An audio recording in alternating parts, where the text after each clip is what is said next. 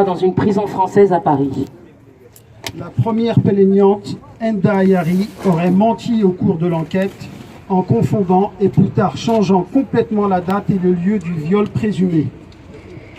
Des médias et politiques n'ont pas hésité à dire que Tariq Ramadan était dangereux et certains l'ont qualifié dans un déni total de sa présomption d'innocence, de violeur. Où sont les témoignages publics des plaignantes de Gérard Darmanin et de Nicolas Hulot? Où sont les livres des plaignantes? Où sont les invitations? Et où sont les invitations sur tous les médias? Les promesses d'aide, balance ton port, et la justice qui doit être rendue aux femmes a été dévoyée et réduite à l'affaire Tariq Ramadan. Dans quelle démocratie vivons-nous? Les plaignantes n'ont fourni aucune preuve pour appuyer leurs accusations. Cependant, elles ont fait des déclarations contradictoires aux enquêteurs et aux médias. 2 des 3 plaignantes sont accusées de mensonges par leur propre famille. Bien que l'affaire est encore au stade de l'enquête préliminaire, Tariq Ramadan se voit refuser sa demande de remise en liberté sous caution. Les juges ont rejeté la proposition de l'équipe juridique de la défense qui consiste à remettre son passeport suisse à l'assignation à résidence avec le port d'un bracelet électronique et à se présenter quotidiennement à la police. Pendant les 45 jours, pendant les premiers 45 jours, le professeur Tariq Ramadan s'est vu refuser le droit aux visites familiales et aux appels téléphoniques. Et parfois même, son avocat ne savait même pas où il se trouvait. Aucune autre personnalité connue accusée de viol n'a jamais été placée en détention provisoire, notamment les 2 ministres du président Macron, Gérald Darmanin et Nicolas Hulot. Voilà, donc nous allons passer au texte. Un petit texte. Ouais, nous allons passer au texte. Donc, je fais un petit texte là pour rendre hommage à Tariq Ramadan. Il est dedans, ils sont dehors. Ils ont la parole, il est bâillonné. Il est malade, ils ont la santé. Nous ne sommes pas là devant les portes du pénitencier pour faire surfer notre tristesse sur des torrents de larmes. Nous sommes venus déverrouiller la vérité et verrouiller l'inéquitable. Nous ne demandons pas l'aumône, seulement le droit de jouir de nos libertés. Une justice équitable pour tous, y compris pour le professeur Tariq Ramadan. Une préventive en adéquation avec sa maladie. Une libération pour un accès aux soins.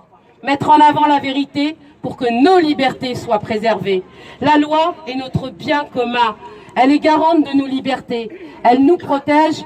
Elle est garante de nos libertés quand elle nous protège. Un petit texte. Vive la liberté et vive la présomption d'innocence. 167 jours. 167 jours que le professeur Tariq Ramadan est enfermé, en isolement.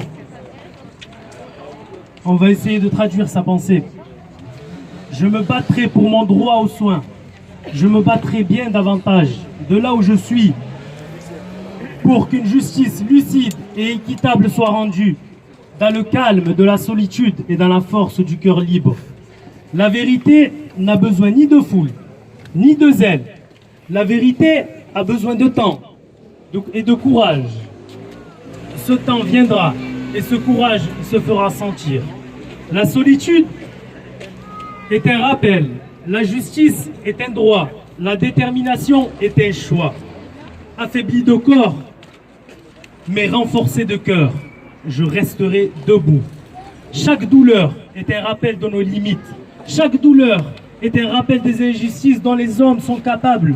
Chaque douleur est une force et un appel à la résistance. Si pressé de m'enfermer de corps, malgré l'absurdité des accusations. Si pressé de m'enfermer de corps, malgré l'absurdité des accusations. J'ai compris combien ils détestaient me voir libre, de corps et de cœur. Ils ont enfermé le corps, ignorant que ma liberté était pourtant dans mon cœur. Vous pouvez le redire? Encore une fois, c'est tellement beau. 167 jours. 167 jours que le professeur Tariq Ramadan est en isolement, en détention provisoire, sans aucun jugement. Je me battrai pour mon droit aux soins.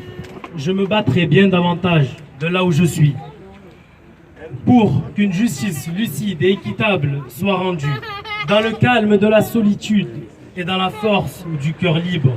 La vérité n'a besoin ni de foule, ni de zèle. La vérité a besoin de temps et de courage. Ce temps viendra et ce courage se fera sentir. La solitude est un rappel. La justice est un droit. La détermination est un choix. Affaibli de corps, mais renforcé de cœur, je resterai debout. Chaque douleur est un rappel de nos limites. Chaque douleur est un rappel des injustices dont les hommes sont capables. Chaque douleur est une force et un appel à la résistance. Si pressé de m'enfermer de corps, malgré l'absurdité des accusations, si pressé de m'enfermer de corps, malgré les absurdités des accusations, j'ai compris combien ils détestaient de me voir libre de corps et de cœur. Ils ont enfermé le corps, ignorant que ma liberté était pourtant dans mon cœur. Merci beaucoup.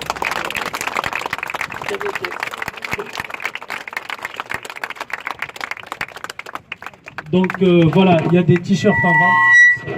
Il y a des t-shirts Tariq Ramadan en vente. 30 secondes, hein, je vais éteindre ça. C'est le mien, c'est le mien. Voilà. Alors, libérez Tariq, libérez Tariq, libérez Tariq, libérez Tariq, libérez Tariq, libérez Tariq, libérez Tariq, libérez Tariq, libérez Tariq, libérez Tariq, libérez Tariq, libérez. Et j'aimerais ajouter une chose, c'est que quoi qu'il en soit, quoi qu'il arrive, nous devons faire confiance à la justice. Malgré les preuves à charge et à décharge, l'enquête est en cours. Il n'y a rien qui est fait. 8 mois d'enquête ou 9 mois, il n'y a rien qui a été fait.